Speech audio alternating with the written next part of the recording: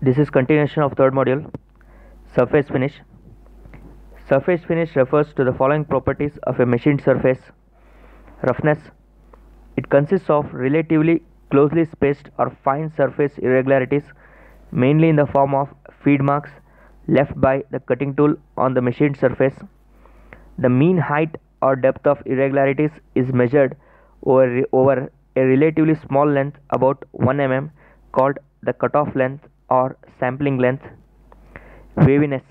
It consists of all surface irregularities whose spacing is greater than the roughness sampling length. Vibration, tool and workpiece deflections due to cutting loads and cutting temperature may cause waviness. Lay. It denotes the predominant direction of the surface irregularities. The lay is usually specified with respect to an edge called the reference edge of the workpiece. Surface flaws. These are randomly spaced irregularities, that is, which occur at some particular location on the work surface or at widely varying intervals. Flaws could be due to inherent defects such as inclusions, cracks, blowholes, etc. in the workpiece that get exposed on machining.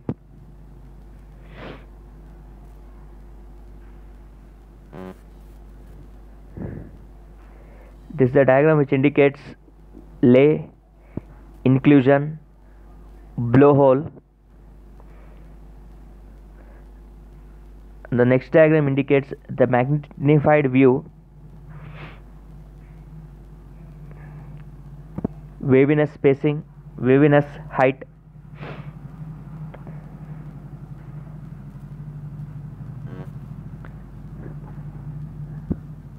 This diagram indicates the elements of surface texture. It is also a magnified view. Peaks. The distance between two consecutive peaks is called roughness spacing. Valleys, mean line, and the total length is called as cutoff length. Effect of machining parameters on surface finish. Surface finish is influenced by several parameters which are as follows. Cutting tool geometry. Larger the rake angles, smaller are the cutting forces, and when cutting forces are small, deflection and waviness height are also small. Relief angles should be sufficient to prevent rubbing against the machined surfaces. The side and end cutting edges should be joined by a nose of sufficiently large radius to reduce the sharpness or pointedness of the tool. Workpiece geometry. Long slender workpieces have low stiffness against both static and dynamic forces, so waviness effects are more pronounced. On the other hand, if workpiece is stiff, has large cross-sectional area, waviness height is small.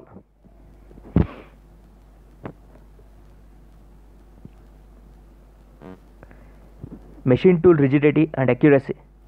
The machine tool affects surface finish mainly through the extent of its rigidity, freedom from alignment, errors, and accuracy of motions.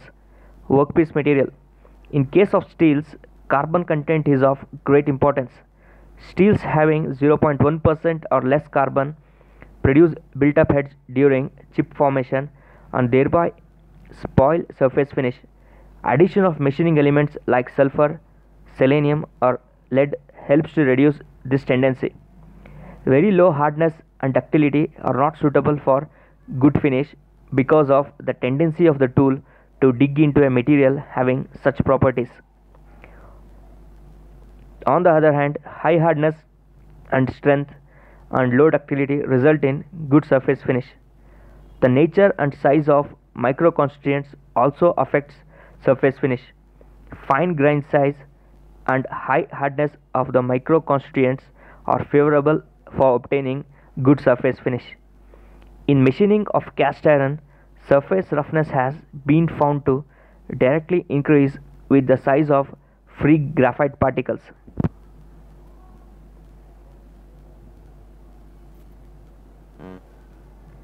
Cutting conditions. Cutting speed tends to improve surface finish. At low cutting speeds, the cutting forces are high and the tendency of work material to form built-up edge is also stronger.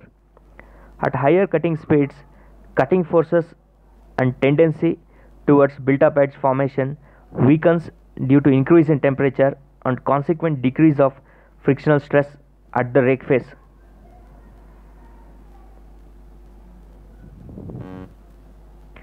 Tool material. Different tool materials have different hot hardness, toughness, and frictional behavior.